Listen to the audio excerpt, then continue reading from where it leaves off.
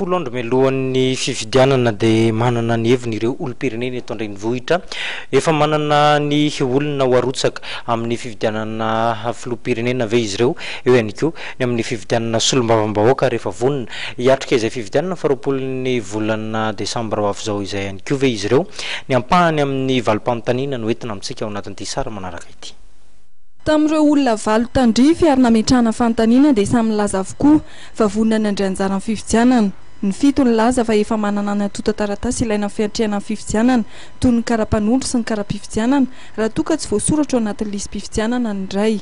Mikasika ny fanapa-kevitra amin'ny olona hovidiana indray dia olona efatra amin'ireo valo nanontaniana no laza fa efa mahafantatra ny kandida hovidiana filoham-pirenena sy solombavam-bahoaka amin'ny 20 desambra ho avy izao.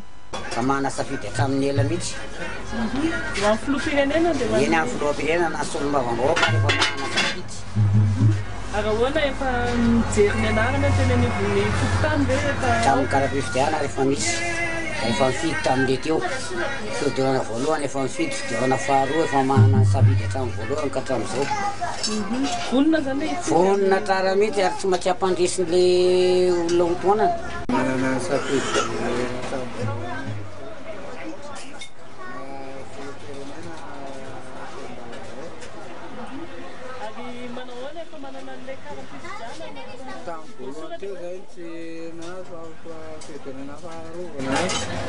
efa nahazo an'izay vonona zany ny fidy le amin'ny 20 desambra. Fantatra zany mahazatra makara-pifidianana iny tsy miendrika zareo izay tamin'le fotoana le misy le manao kara-pifidianana ireny ny miditra akanjo zany tato aminay tsy misy miendrika mihitsy hatramin'izao izay tsy mahazo. Lasa tsy afaka andeha anjara zany? Tsy afaka mihitsy satria izay tsy manana. Mba manana safidy na filoham-pirenena na solombavam-bahoaka? Rehefa nahazo kara-pifidianana ve? Efa nahazo. Miandry an'ilay fotoana zany sisy. Telo kosa no milaza fa efa manana ny kandida hovidiana amin'ny fifidianana iray amin'ireo fifidianana roa tanterahina dia ny fifidianana filoham-pirenena sy ny fifidianana solombavam-bahoaka izay ataony 20 desambra ho avy izao. Amin'ilay député aloha tena ohatra mbola sahirana be tsy hitako mihitsy izay vidiana sady zareo ohatra tsisy dia fatapatatra ohatra rehefa miboribory tamin'ny voalohany. Ny amin'ny filoham-pirenena efa manana safidy kaka. Efa manana ny kara-pifidianana ny kara-panondro efa misy daholo. Efa mifidy tamin'ilay fifidianana? Efa mifidy. raha manokana zany efa misy safidy ihany fa izany aza mbola misalasala ihany satria sarotra ihany le izy satria be da be tsy hoe be da be fa anankiroa le izy fa eo amin'ny fanatanterahana an'izy mihitsy amiko sarotra amiko le mifidy anazy anefa tsarakaraka le zavatsy hividianako anazy dia zavatra miseho aveo dia sarotra le izy.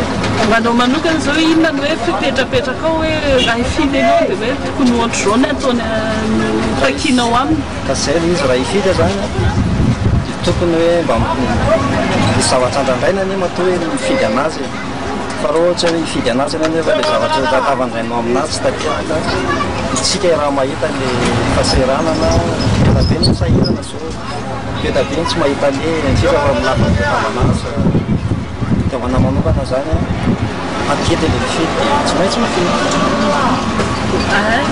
Dia ary le amin'ny fifidianana solombavam-bahoaka ahoana inona ny indray angamba ny aloha raha amiko indray mbola amiko zany ohatrany tsy dia mbola miandanja an'izay aho dia hoe fifidianana moa zava-dehibe amin'izay fifidianana raha voafety mba mivany olana. Vao mihitsy aho vao misaina ohatrany tsy hitako be ny azy eo alaina malahira zao anaty zay ohatra rehefa samy ohatrany te ihany teo dia tsy hitako eo lazaina tena any ao manana safidia tia no alefa porany azy fomba safidy ny tena le izy ohatrany sary famiko ny hoe akanjiana tena tena hoe andrasinao mbo firenena zay any mbo hoe isy tsangan'olona hoe mbo lalin'ny vahoaka anina zany mba ilamina ho afaka le izy ary le fifidianana solombavam-bahoaka solombavam-bahoaka ihany koa dia izy zany mba fanolorana ny lalàna sy ana dia izay no tena ilatsika anazy amin'izao efa manana le fireketinao raha mino mba fa manana ny eritreretika amin'iny aloha. Olona iray amin'ny valo kosa no milaza fa mbola tsy mahita ny candidat na ho filoham-pirenena na ho solombavam-bahoaka. Mbola tsy fantatra na filoham-pirenena na solombavam-bahoaka. Tsisy fantako. Fa ianao nefa mifidy manana kara-panoana, manana kara-pifidianana. Nandray anjara tamin'ny mpametovo. Fa amin'izao zany mbola tsy mahalala mihitsy izy amin'ny fididy. Fa zao mbola tsy fantako. Ireo candidat ho filoham-pirenena sy ho solombavam-bahoaka dia mbola manana 6 andro handresen-dahatra amin'ny mpifidy mbola misalasala mialohan'ny fandatsaham-bato ny zoma 20 desambra ho avy izao.